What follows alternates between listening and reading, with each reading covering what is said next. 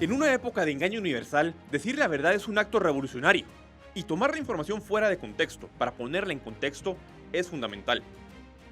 Por mucho tiempo nos han dicho que de política no se habla en la mesa, que la política es solo para los mafiosos y los buscadores de rentas. Por otro lado nos dicen que nos involucremos y que no seamos indiferentes.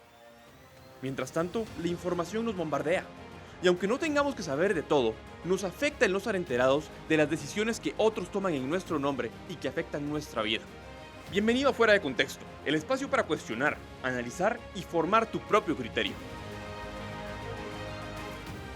Bienvenidos a un episodio más de Fuera de Contexto en este especial del Bicentenario. Para mí, José Fernando Orellana Ver, es un gusto poderlos acompañar en un podcast más, que es continuación del de la semana anterior con mi gran amigo Eduardo Fernández. Edu, bienvenido nuevamente a Fuera de Contexto. José, qué gusto compartir nuevamente aquí contigo, hombre, un placer.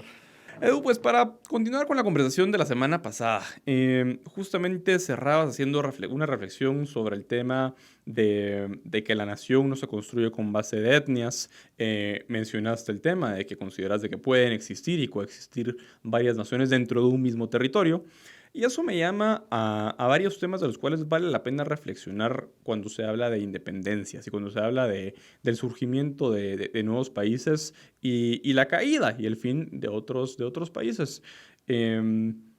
Últimamente, a nivel latinoamericano, empieza en Bolivia y el fenómeno se va moviendo para otros países y ya llega acá. Cada vez que hay una manifestación por cualquier razón de descontento social en el cual están involucrados grupos pues, cercanos a la izquierda, al socialismo, tiende a utilizarse una palabrita que poco a poco se ha ido quedando sin mucho material. Y es una palabrita que hasta con fines populistas se tiende a utilizar. Y es la noción de que Guatemala tiene que convertirse en un Estado plurinacional y que para eso hay que convocar a una asamblea plurinacional constituyente. Cuando oís eso, pues es algo que pues, suena rimbombante. Cuando oís de quién viene esa petición y esa insistencia, pues son personas que el poder les atrae mucho y no el poder con contrapeso, sino el poder concentrado en pocas manos. Y bueno, en ese sentido, ok, ¿pueden coexistir diferentes naciones en un mismo territorio? Pregunta número 1. Y pregunta número 2, ¿qué sustento puede tener, si es que lo tiene, un discurso detrás de que pues Guatemala debería convertirse en un estado plurinacional? ¿Y de qué hablamos cuando hablamos de esos temas? Sí. Yo sí creo que hay naciones, yo sí creo que hay estados en los que pueden convivir varias naciones, ¿no? No tengo problema al respecto. De hecho, quizás el ejemplo cliché a día de hoy, por no hablar de España, que me llevaría un dolor de cabeza impresionante, sea el Reino Unido, ¿no? O sea, Escocia es una nación, Gales es una nación e Inglaterra es otra nación. Todos son británicos y todos forman parte del mismo Estado con sus tensiones. Ahora, cuando hablamos del indigenismo y de esa tendencia que efectivamente has citado, claro que efectivamente en Bolivia tiene un gran éxito electoral, que antes ya se rumiaba algo con el subcomandante Marcos a finales de los 90 en México, ¿no? La cosa creo que es distinta, ¿no? Porque al final quizás lo que se pretende, hablando de Guatemala como un estado plurinacional, es fragmentar el país, en vez de unir el país. En vez de crear una república de ciudadanos y ciudadanas guatemaltecos que al final pues compartan, a pesar de sus diferencias, distintas lenguas, distintas culturas, distintas religiones, lo que se quiere es fragmentar. Y aquí hay un ejemplo que a mí me parece central y que debe ser el modelo de construcción nacional para mí, que es Suiza. Suiza tiene cantones italianos, cantones francohablantes y cantones germanoparlantes, ¿no? Y sin embargo todos se sienten suizos. Ese es el éxito de la construcción nacional. ¿Qué quiero decir con esto? Nadie niega la diversidad de Guatemala, el pluralismo social.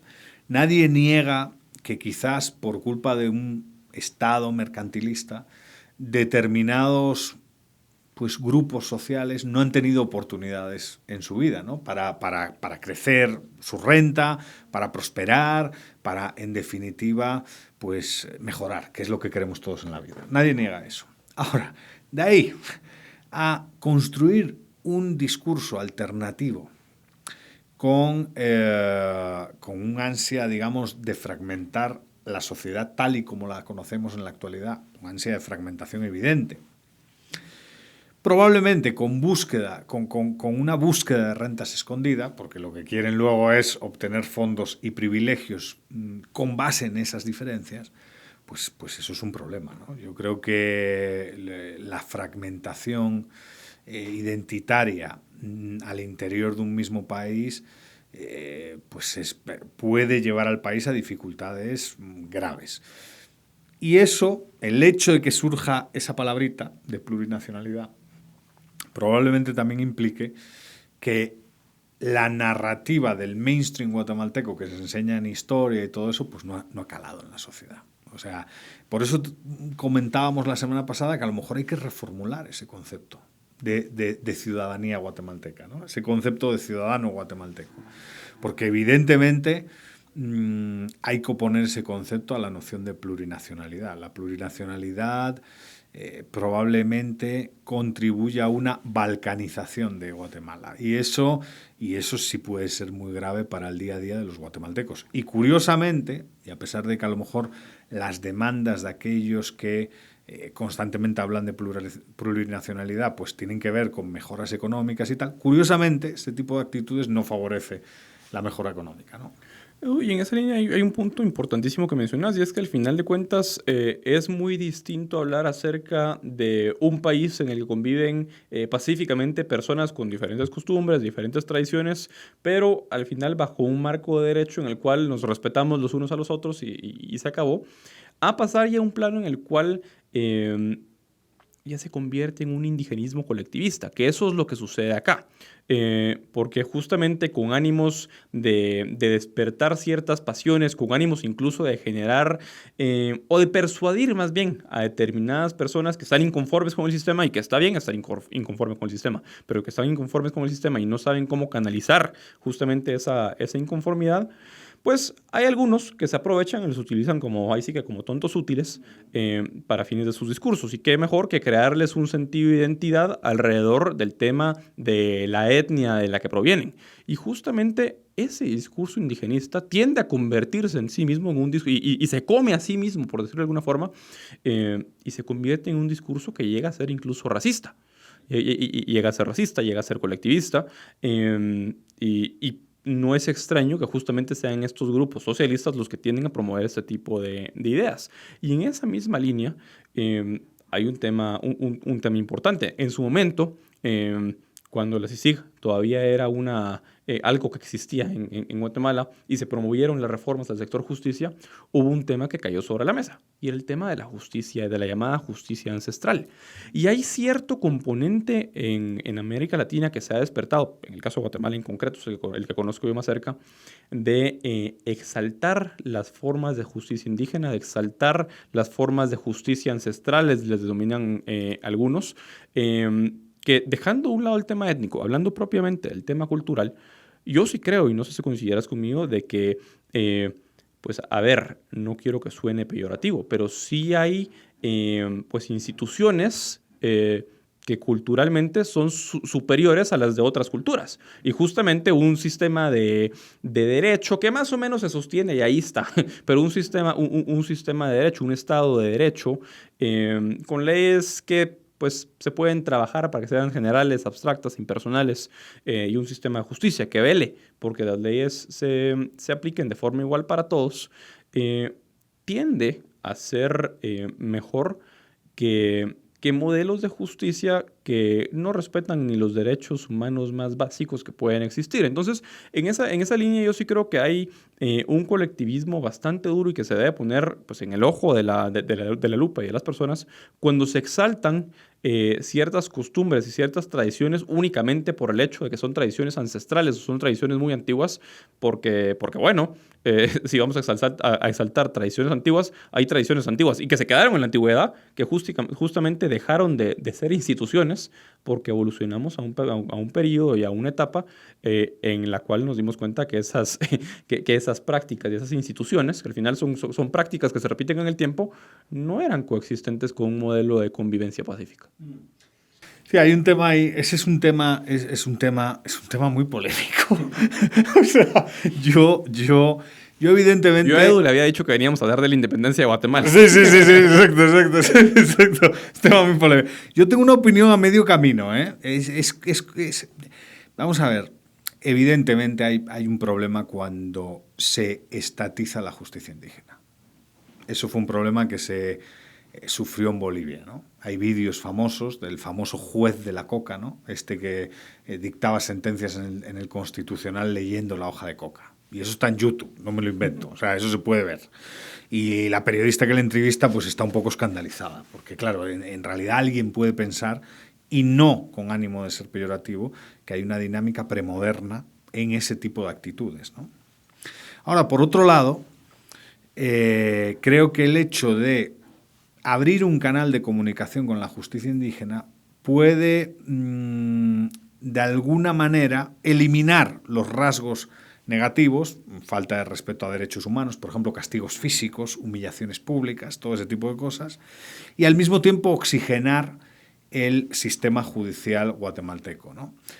¿Qué quiero decir con esto? Que si a lo mejor incluimos parte de ese derecho indígena, reconocemos, no incluimos, el derecho guatemalteco es el que es, pero el derecho guatemalteco reconoce que hay cierto derecho indígena para resolver determinados problemas, por un lado le ponemos líneas rojas al derecho indígena, que eso es clave.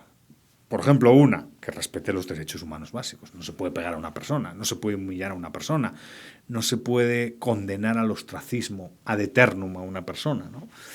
Pero a lo mejor sí podría servir para resolver cuestiones de derecho predial, un linde de tierras, un pequeño robo, un pequeño... No sé, yo en su momento tuve la oportunidad de visitar Sololá, la alcaldía indígena, y había mucha gente, ¿no? Había cola, de hecho, para recibir ahí pues, justicia. Lo cual manda el mensaje de que el Estado guatemalteco no llega bien allí.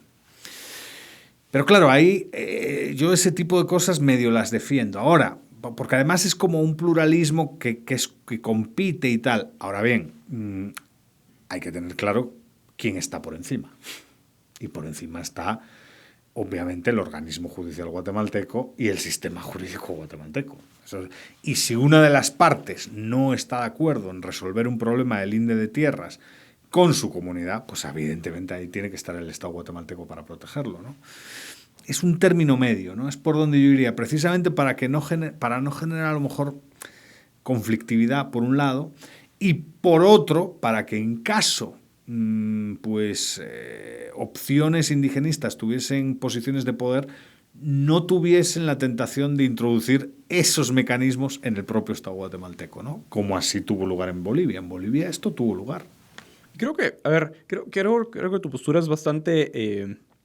es una postura bastante consistente con el liberalismo, porque es una postura en la cual, al final de cuentas, reconoces a todas aquellas instituciones que son más ágiles y más efectivas en la práctica para solucionar problemas y justamente poder vivir en paz, mientras desconoces ciertas prácticas que han quedado en desuso y que seguramente pues buena parte de nuestros antepasados tendían a utilizar, precisamente por el hecho de que no son prácticas que van a fomentar la convivencia pacífica y la cooperación social. Y que van contra la dignidad de la persona. O sea, toda práctica que va contra la dignidad de la persona debe ser censurada automáticamente.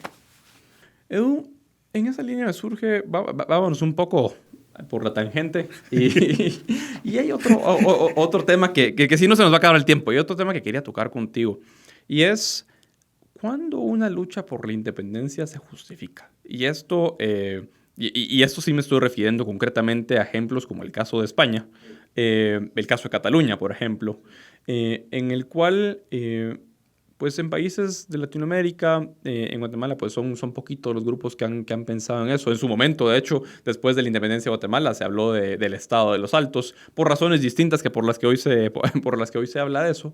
Pero han surgido grupos y han surgido movimientos, usualmente son grupos radicales, que amparados bajo la bandera de la libre autodeterminación de los pueblos, dicen, bueno, nosotros somos un grupito acá que tenemos derecho a imponer nuestras normas en ese territorio porque somos mayoría y pues ahí sí que democracia pura y dura, acá la mayoría manda, cerramos esta parte del territorio, ese territorio ahora es controlado por nosotros.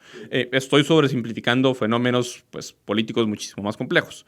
Pero justamente en esa línea, ¿cuándo se justifica ¿Y en qué momento se justifica que un pueblo, porque al final es un pueblo o un grupo de personas, luche por la independencia de un determinado territorio? Sí.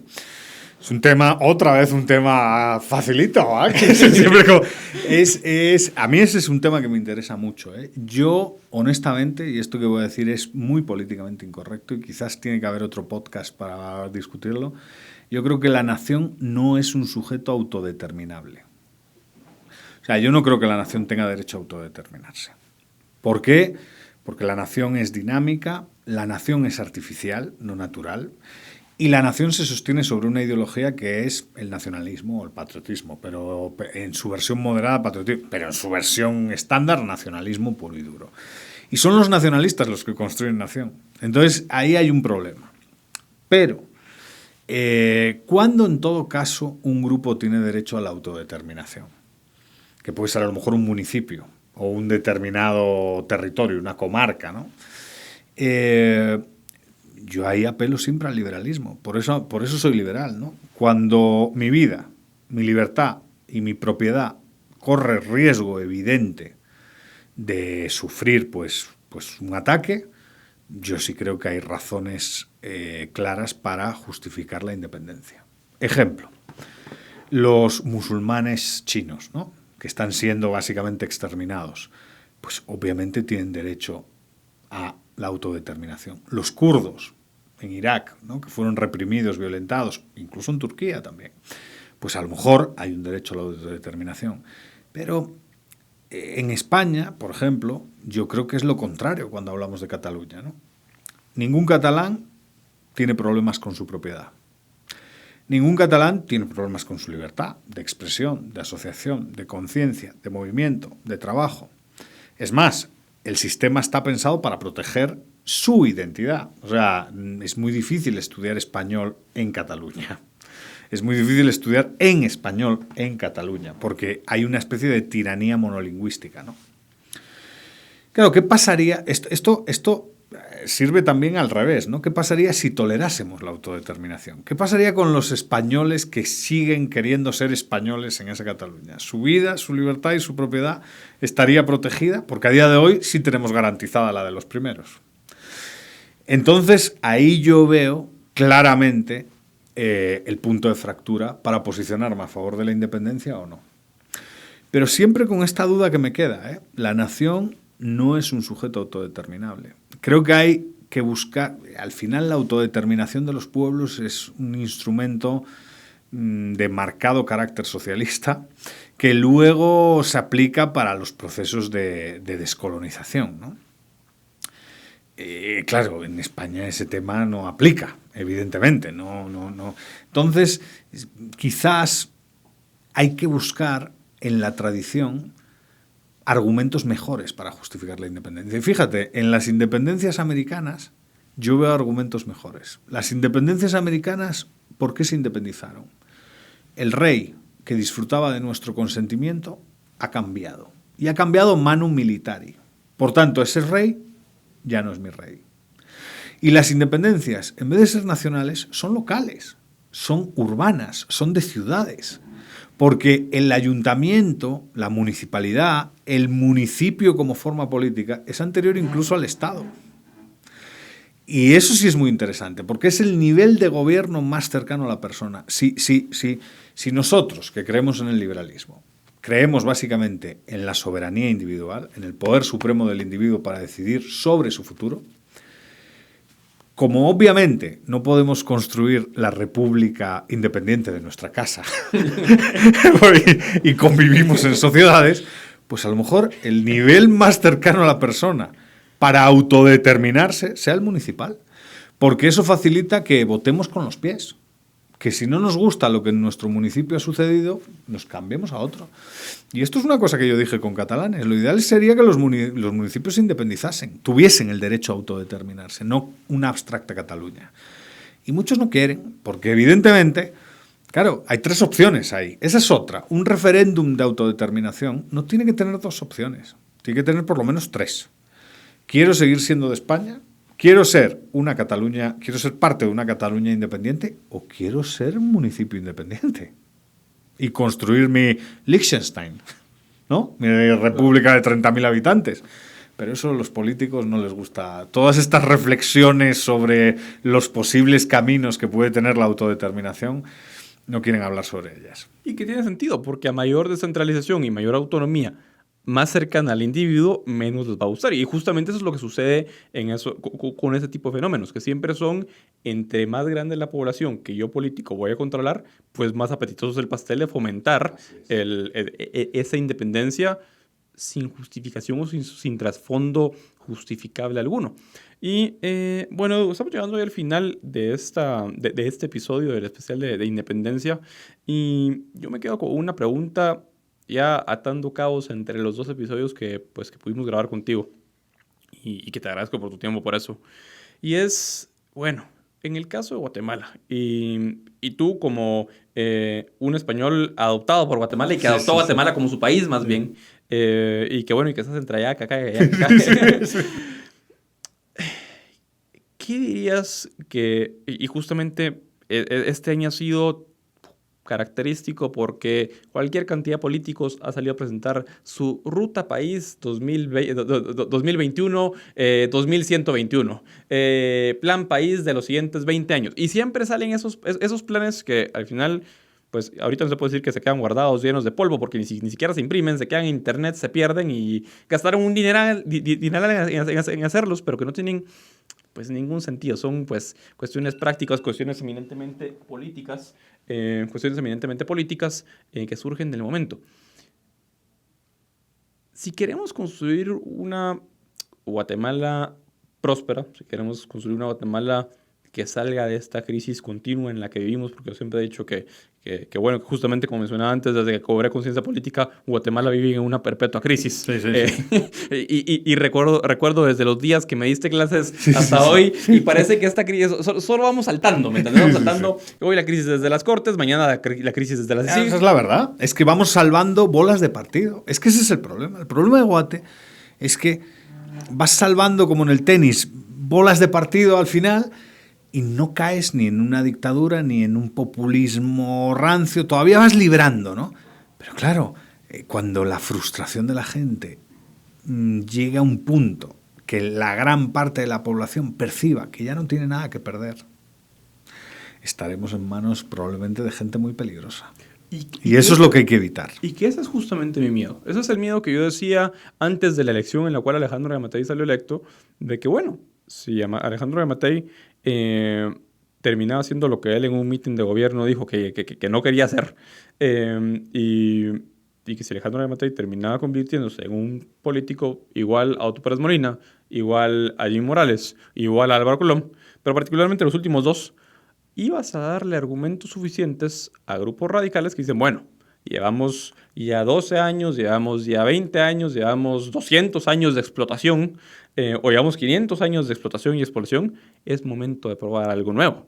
Y ese probar algo nuevo usualmente son ideas radicales que llevaron, por ejemplo, a una Telma Cabrera a ocupar el 4º lugar en una elección como el año pasado. Así es. Ese es quizás cuando los niveles de frustración provocados por la incapacidad de los distintos gobiernos para resolver problemas hacen que la gente perciba que no hay nada que perder, estamos en manos de gente muy peligrosa, porque se abre una ventana de oportunidad para el radical, para el que dice, no se han preocupado de usted, le han traicionado constantemente, le han fallado, y eso ya sin hablar de cuestiones a lo mejor de corrupción o tal, sencillamente le has fallado. Eso es lo que hay que evitar. Por eso yo creo que es que claro, ya lo hablamos en otro espacio, ¿no? Algo que un gobierno tiene que ser capaz de generar es confianza. Es que es lo básico, es que es por donde empezar. Es que ningún gobierno guatemalteco ha generado confianza. Ese fue uno de los primeros podcasts que hicimos en Fuera de Contexto. Sí, es que es confianza. ¿Cómo se genera confianza? Pues siendo transparente, simplificando las cosas, trabajando, buscando inversión extranjera directa, facilitándole los trámites a la gente para que, digamos, los negocios fluyan. Eso es generar confianza. Tampoco, claro, la opacidad por defecto no es muy buena. Y de hecho, y con esto acabo, ya no hablo más, si te das cuenta, Al principio de la pandemia, la imagen del presidente actual era muy buena, precisamente porque no paraba de hablar y de contar cómo estaba. Y cuando empezó a tener secretos y tal, su imagen decayó. Claro, pero es que es una cuestión de que las personas que están en la calle día a día trabajando, dejándose la piel para sacar adelante a sus familias, esa gente no quiere grandes logros de la política. Quiere que la política no le expolie y que su trabajo mayoritariamente quede en él. Y quiere que los impuestos que tiene que pagar sirvan para algo, para que me provean seguridad, para que la calle no tenga un bache, sirvan para que pueda ir a mi casa caminando, si vivo cerca, con un alumbrado público decente, con un alcantarillado decente. Es que son cosas básicas. Es que nadie pide grandes cosas. Es que la ciudadanía no pide grandes cosas. La ciudadanía lo único que quiere es que le dejen en paz y que le den ciertos servicios que le faciliten la vida. Y ese es el reto. Creo que no hay mejor reflexión para cerrar este programa más en una época en la que justamente es bastante irónico oír a el presidente Alejandro Yamatei hablando de independencia, hablando de libertad, mientras el despotismo ha sido la norma en su gobierno. Pero Edu, te agradezco mucho por habernos acompañado en Fuera de Contexto. Un abrazo, José, ya sabes, a la orden. Nos vemos la próxima semana en el mismo lugar.